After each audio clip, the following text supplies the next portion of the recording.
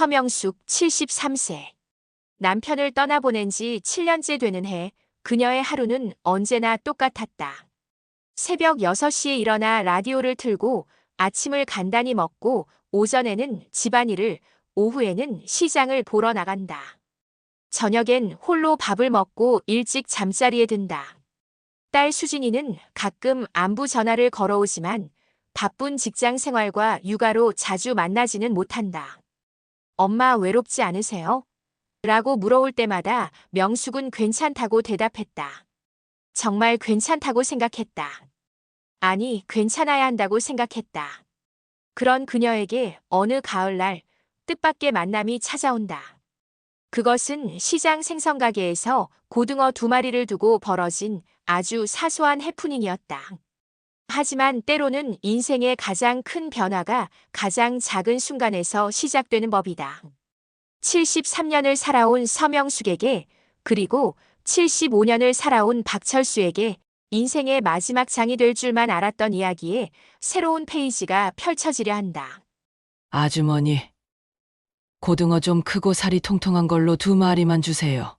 명숙은 늘 가던 생선가게 아주머니에게 말했다. 오늘은 딸 수진이가 손자 민준이와 함께 저녁을 먹으러 온다고 했으니 고등어 구이라도 해서 대접해야겠다고 생각했다. 어머, 그런데 할머니 죄송해요. 고등어가 딱 2마리밖에 안 남았는데 저 할아버지가 먼저 고르고 계시거든요. 생선가게 아주머니가 가리키는 곳을 보니 키가 훤칠한 할아버지 한 분이 같은 고등어 2마리를 들여다보고 있었다. 깔끔한 바지에 스웨터를 입고 머리도 단정하게 빗어 넘긴 모습이 어딘지 품이 있어 보였다. 명숙은 잠시 망설였다. 먼저 온 사람에게 양보하는 게 맞겠지만 손자를 위해 준비한 저녁이었기에 아쉬운 마음이 컸다. 그때 그 할아버지가 명숙을 돌아보며 말했다. 혹시 고등어 드시려고 하시는 건가요? 제가 먼저 받긴 했는데 한 마리씩 나눠 가지시겠어요? 명숙은 깜짝 놀랐다. 요즘 세상에 이렇게 양보를 먼저 제안하는 사람이 있다니. 아, 그런데 저는 2마리가 필요한데요. 아, 그럼 제가 양보할게요. 저는 혼자라서 한 마리면 충분해요. 그럼 안 되지요. 어르신이 먼저 고르고 계셨는데. 그럼 저도 1마리만 살게요. 두 사람은 한참을 서로 양보하다가 결국 생선가게 아주머니의 제안으로 고등어 1마리씩을 나눠 갖게 되었다. 계산을 하면서 할아버지가 말했다. 저는 박철수라고 합니다. 이 동네로 이사 온 지 얼마 안 되었어요. 아, 저는 서명숙이에요. 여기 살아온 지는 꽤 오래됐고요. 그럼 앞으로 시장에서 자주 뵐 수 있겠네요. 철수의 말에 명숙은 괜히 얼굴이 뜨거워졌다. 왜 이렇게 어색하지? 그냥 인사 말인데. 집에 돌아와 고등어를 손질하면서도 명숙의 머릿속엔 철수의 모습이 맴돌았다. 참 정중하고 친절한 분이었다. 그리고 외롭지 않을까? 혼자라고 했으니. 저녁 때 수진이와 민준이가 왔다. 엄마, 고등어 1마리만 사셨어요? 평소에 2마리는 사오시는데. 아, 그게 할아버지 한 분이랑 나눠서 사게 됐거든. 할아버지요? 엄마가 아는 분이세요? 명숙은 왜인지 딸에게 철수 이야기를 하는 게 부끄러웠다. 그냥 모르는 분이라고 하려다가 문득 철수가 앞으로 시장에서 자주 뵐 수 있겠네요 라고 했던 말이 생각났다. 정말 다시 만날 수 있을까? 그리고 왜 내가 그런 걸 기대하고 있을까? 그 후 일주일 동안 명숙은 시장을 3번이나 갔다. 평소보다 훨씬 자주였다. 혹시 철수를 만날까 싶어서였지만 한 번도 마주치지 못했다. 그냥 그런 인연이었나 보다. 명숙은 스스로를 타이르려 했지만 마음 한구석이 아쉬웠다. 그런 어느 날 오후 명숙이 아파트 앞 화단의 국화를 손질하고 있을 때였다. 아, 서명숙 씨. 뒤돌아보니 철수가 서 있었다. 손에는 작은 화분을 들고 있었다. 아, 박철수 씨. 어쩌다 이쪽에 오셨어요? 저기 그 아파트로 이사를 왔거든요. 철수가 가리킨 곳은 명숙이 사는 아파트에서 2동 떨어진 곳이었다. 그런데 화분 관리를 정말 잘하시는군요.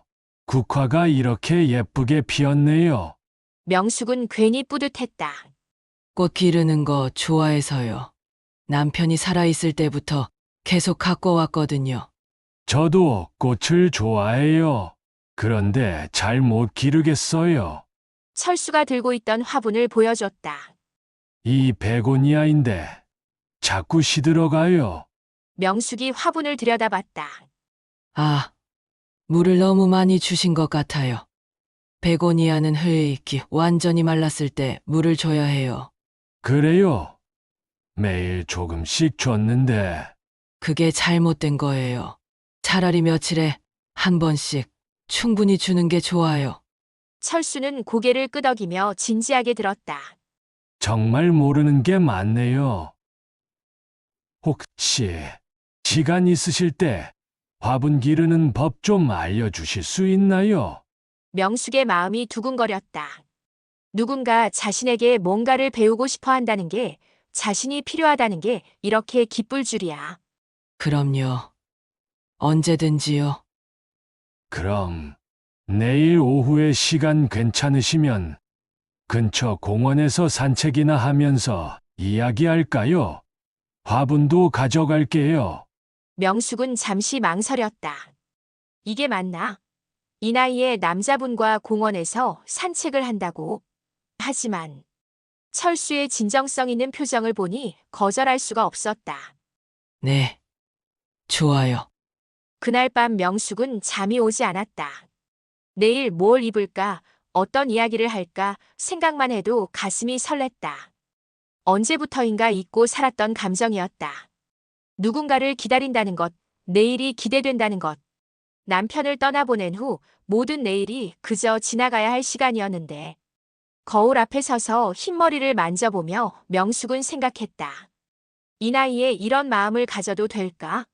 하지만 가슴 깊은 곳에서 올라오는 이 떨림을 어떻게 할 도리가 없었다. 73년을 살아오면서 처음 느끼는, 아니 오랫동안 잊고 있었던 이 감정이 낯설면서도 반가웠다. 공원 산책은 생각보다 편안했다. 철수는 명숙이 말하는 꽃 이야기를 진심으로 들어줬고, 명숙도 철수의 느린 걸음에 맞춰 천천히 걸었다. 정말 많이 아시는군요. 저는 평생 일만 하느라 이런 걸 배울 기회가 없었어요. 무슨 일을 하셨어요? 작은 인쇄소를 운영했었죠. 그런데 철수의 목소리가 낮아졌다. 몇 년 전에 부도가 나서 다 잃었어요. 아들한테도 진짜 미안하고 명숙은 철수의 표정에서 깊은 후회를 읽을 수 있었다. 그런 일이 있으셨군요. 많이 힘드셨을 텐데. 아들이 결혼할 때 도움을 주려고 무리해서 사업을 확장했던 게 화근이었어요. 결국 빚만 져서 폐를 끼쳤죠. 지금은 연락도 잘 안 해요. 철수의 쓸쓸한 목소리에 명숙의 마음이 아팠다. 가족이라는 게 원래 그래요. 시간이 지나면 다 이해할 거예요. 명숙 씨는 가족분들과 어떠세요? 아드님이나 따님이 계시죠? 딸 하나 있어요. 착한 아이인데 그냥 서로 안부만 묻고 지내는 사이예요. 바쁘니까. 명숙은 잠시 망설이다가 말을 이었다. 남편이 갑자기 세상을 떠나고 나서 7년 동안 저는 그냥 하루하루 지나가기만 기다렸던 것 같아요. 정말 힘드셨겠어요. 처음엔 화가 났어요. 왜 나를 두고 먼저 가느냐고. 그 다음엔 무서웠어요. 혼자 어떻게 살아가나 싶어서. 지금은 그냥 무덤덤해요. 감정이라는 게 다 사라진 것 같았는데. 그런데 지금은 어떠세요? 명숙은 철수를 바라봤다. 요즘 들어서 조금 다른 것 같아요. 내일이 궁금해져요. 오랫동안 없던 일인데. 두 사람은 벤치에 앉아 한참을 말없이 지냈다. 가을 바람이 불어와 낙엽들이 발끝에 쌓였다. 명숙 씨, 저도 마찬가지예요. 사업에 실패하고 나서 정말 세상 끝인 줄 알았어요. 아들한테 미안하고 세상에 면목이 없고, 그런데 명숙 씨를 만나고 나서 아직 할 수 있는 일이 있다는 생각이 들어요. 할 수 있는 일이요. 누군가와 이야기하고 웃고 작은 일상을 나누는 것. 그런 게 얼마나 소중한 건지 이제야 알겠어요. 명숙의 눈에 눈물이 맺혔다. 정말 오랫동안 누군가가 자신의 이야기를 이렇게 들어준 적이 없었다. 딸 수진도 동네 지인들도 모두 괜찮다는 명숙의 대답에 만족해했다. 하지만 철수는 달랐다. 명숙의 진짜 마음을 들으려고 했다. 그날 이후 명숙과 철수는 자연스럽게 자주 만나게 되었다. 공원 산책, 도서관에서의 우연한 마주침, 시장에서의 만남까지. 어느새 일주일에 서너 번은 얼굴을 보는 사이가 되었다. 오늘은 뭘 읽고 계세요? 도서관에서 마주친 어느 날 철수가 명숙의 책을 보며 물었다. 요리책이에요. 새로운 반찬 만드는 법을 배우려고요. 혼자 드시는 밥인데 그렇게 신경 쓰실 필요 있나요? 명숙은 잠시 말을 멈췄다. 사실 요즘 들어 요리에 신경 쓰는 이유가 따로 있었다. 혹시 철수에게 밥을 해줄 일이 있을까 싶어서였다. 그냥 새로운 걸 배우는 게 좋아요. 철수는 명숙 옆자리에 앉았다. 저는 경제신문 보고 있었어요. 습관이 안 없어지네요. 아직도 사업에 관심이 있으세요? 글쎄요. 지금은 다시 시작할 용기도 없고 그냥 세상 돌아가는 걸 보는 정도예요. 명숙은 철수의 옆 얼굴을 바라봤다. 깔끔하게 면도한 턱선, 진지하게 신문을 보는 모습이 여전히 젊어 보였다. 철수 씨, 혹시 차라도 한잔 할까요? 도서관 앞에 작은 카페가 있더라고요. 철수가 고개를 들어 명숙을 봤다. 좋은 생각이네요. 카페에서 커피를 마시며 두 사람은 이런저런 이야기를 나눴다. 어릴 적 추억, 좋아하는 음식, 취미 생활까지. 대화가 끝나지 않았다. 명숙 씨는 정말 이야기를 잘 들어주시네요. 그런가요? 저는 그냥 철수 씨 이야기가 재미있어요. 오랫동안 이렇게 누군가와 대화다운 대화를 해본 적이 없어요. 집에 혼자 있으면 하루 종일 말 한마디 안 할 때도 있거든요. 명숙도 고개를 끄덕였다. 저도 그래요. 라디오나 텔레비전이 말 상대인 날이 더 많죠. 그런데 요즘은 하루가 어떻게 지나가는지 모르겠어요. 시간이 빨라진 것 같아요. 명숙은 가슴이 두근거렸다. 자신도 똑같은 느낌이었다. 철수를 만나고 나서 하루하루가 기다려졌다. 카페를 나오면서 철수가 말했다. 명숙 씨, 이런 질문 이상하게 생각하지 마세요. 우리 친구라고 생각해도 될까요? 명숙의 얼굴이 빨개졌다. 친구, 그 이상의 감정이 있다는 걸 두 사람 다 알고 있었지만 아직은 조심스러웠다. 물론이죠. 저도 철수 씨를 좋은 친구로 생각해요. 집에 돌아온 명숙은 거울을 들여다봤다. 언제부터인가 화장을 다시 하기 시작했고 옷차림에도 신경을 쓰게 되었다. 이 나이에 이런 마음을 가져도 되는 걸까? 하지만 가슴속에서 올라오는 따뜻함을 부정할 수는 없었다. 엄마, 요즘 뭔가 달라지신 것 같아요. 어느 날 저녁 수진이가 명숙을 유심히 바라보며 말했다. 뭐가 달라졌다는 거니? 밝아지셨어요. 예전보다 웃음도 많이 웃으시고 화장도 하시고 혹시 어르신 모임 같은데 나가세요? 명숙은 당황했다. 딸에게 철수 이야기를 해야 할까? 하지만 뭐라고 설명해야 할지 막막했다. 그냥 요즘 건강이 좋아져서 그런가 봐. 그래도 너무 좋은 변화예요. 아빠 돌아가시고 나서 엄마가 많이 우울해하셔서 걱정했거든요. 수진의 말에 명숙은 가슴이 아팠다. 자신이 우울해하는 모습을 딸이 얼마나 지켜봤을까. 한편 철수도 비슷한 일을 겪고 있었다. 아버지, 요즘 외출이 많아지셨네요. 아들 민호가 아버지의 외출 준비를 보며 말했다. 그냥 산책 좀 하는 거야. 혼자요? 아니면 동네 어르신들이랑요? 철수는 잠시 망설였다. 아는 분이 한 분 있어서 가끔 같이 걸어. 남자분이요? 아니, 여자 분이야. 민호의 표정이 굳어졌다. 여자분이요? 아버지 설마. 아니다. 그냥 친구야. 아버지 정말 죄송한데 그런 생각은 하지 마세요. 아버지 나이에 무슨 연애예요? 철수는 아들의 차가운 반응에 상처를 받았다. 그냥 대화할 상대가 있으면 좋겠어서. 대화는 저랑 하시면 되죠. 괜한 오해 받을 일은 만들지 마세요. 그날 밤 철수는 잠을 이루지 못했다. 아들 말이 맞나? 이 나이에 이런 감정을 갖는 게 이상한 일일까? 다음 날 공원에서 만난 명숙도 비슷한 고민을 하고 있었다. 철수 씨, 혹시 가족들이 뭐라고 하지 않아요? 우리가 만나는 것에 대해서요. 아들이 좀 우려하는 것 같아요. 명숙 씨는 어떠세요? 딸한테는 아직 말 안 했어요. 어떻게 말해야 할지 모르겠어서. 두 사람은 벤치에 앉아 한참을 고민했다. 우리가 뭘 잘못하고 있는 건 아니잖아요. 철수의 말에 명숙이 고개를 끄덕였다. 그냥 서로 외로움을 달래주는 좋은 친구 사이인데. 하지만 두 사람 모두 알고 있었다. 이미 친구 이상의 감정이 자라고 있다는 것을. 그리고 그것이 가족들에게는 받아들이기 어려운 일이라는 것도. 조금 더 조심스럽게 지내볼까요? 명숙의 제안에 철수가 쓸쓸하게 웃었다. 그래야겠네요.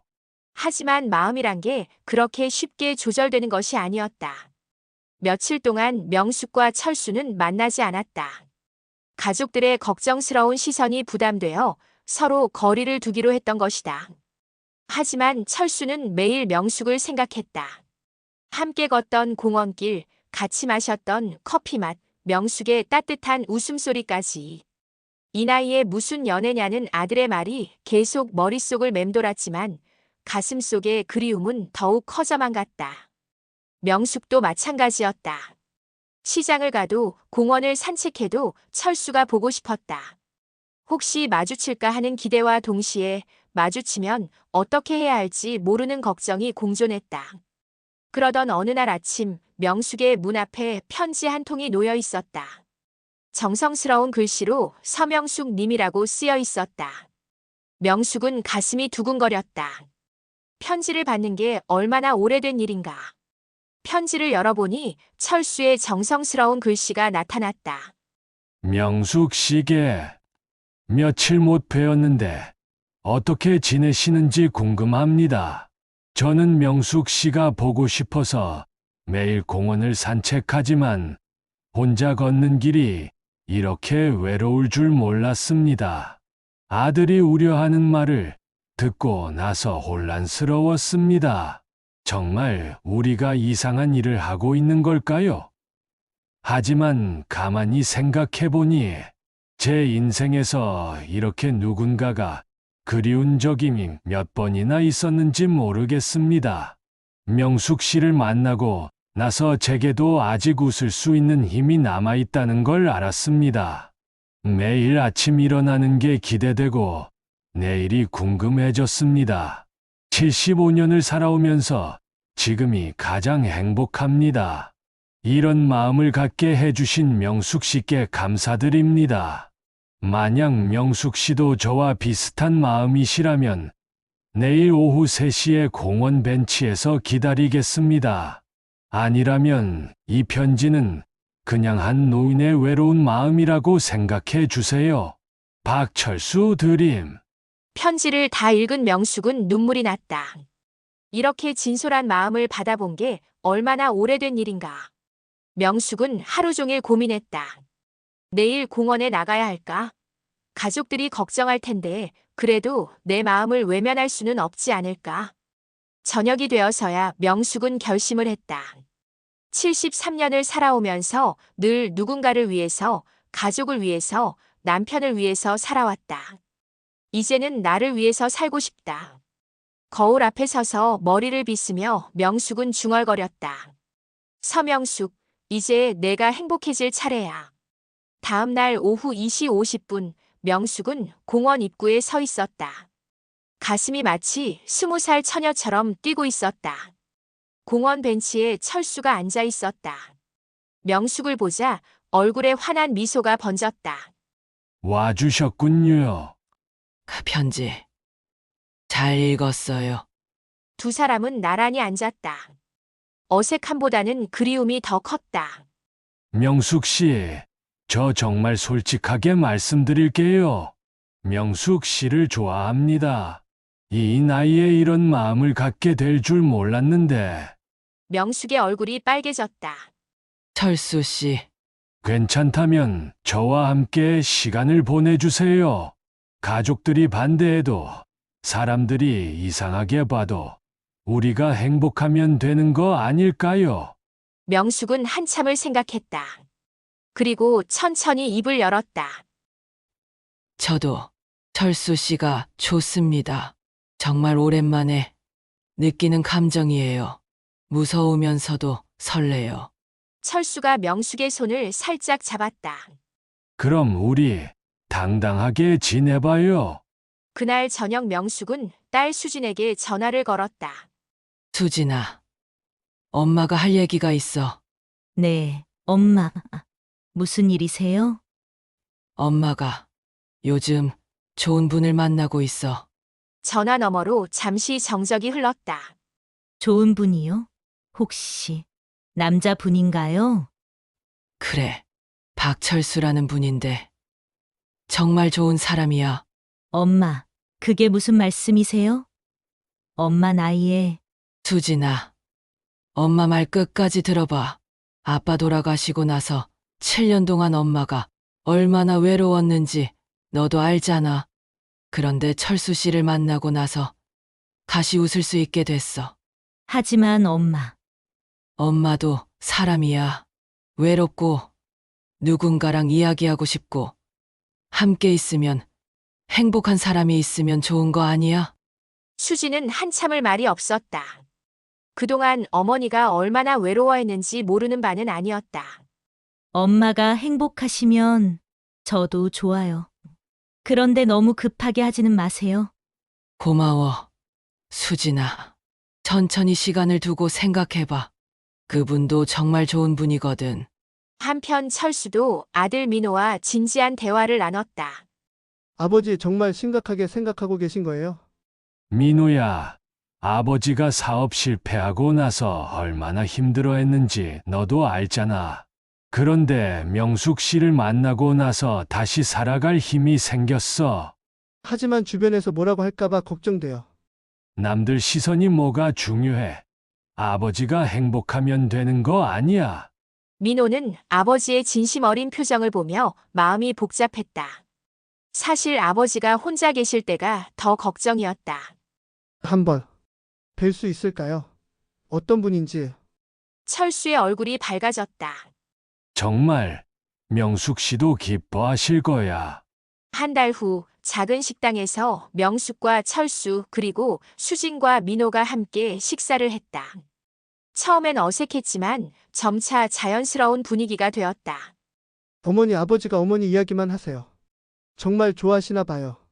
민호의 말에 명숙이 부끄러워했다. 우리 엄마도 요즘 정말 밝아지셨어요. 예전보다 훨씬 건강해 보이시고. 수진도 어머니의 변화를 인정했다. 식사 후 공원을 산책하며 수진이 명숙에게 말했다.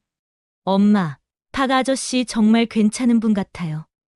엄마를 진심으로 아끼시는 게 보여요. 그래? 다행이다. 처음엔 어떻게 생각할까봐 걱정했거든.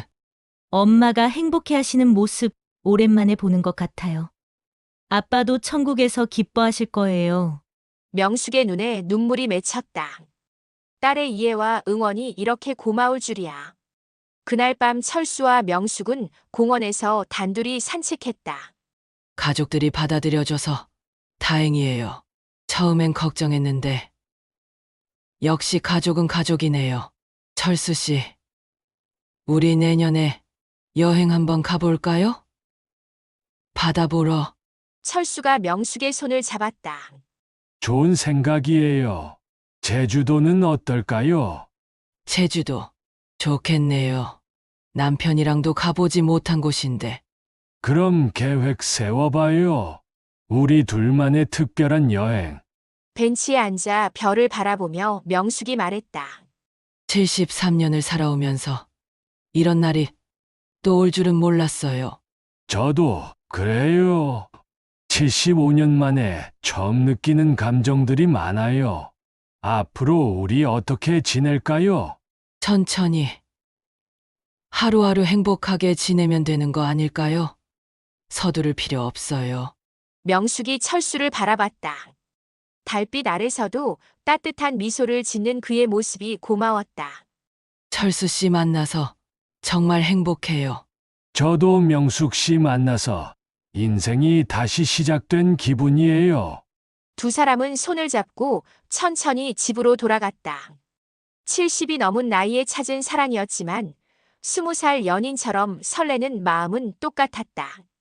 그날 밤 명숙은 일기장에 썼다. 오늘 철수 씨와 가족들이 만났다. 다들 우리를 응원해 주셔서 정말 고맙다. 73세에 다시 사랑을 할 줄은 몰랐다. 하지만 이제야 진짜 서명숙으로 살아가는 것 같다. 나이는 숫자일 뿐이구나. 사랑하는 마음에는 나이가 없다. 창밖으로 달이 밝게 빛나고 있었다. 내일도 그 다음 날도 철수와 함께할 시간들이 기다리고 있었다. 늦게 피는 꽃이 더 아름답다고 했던가. 황혼에 찾은 이 사랑이 명숙의 남은 인생을 가장 아름답게 수놓아 줄 것 같았다.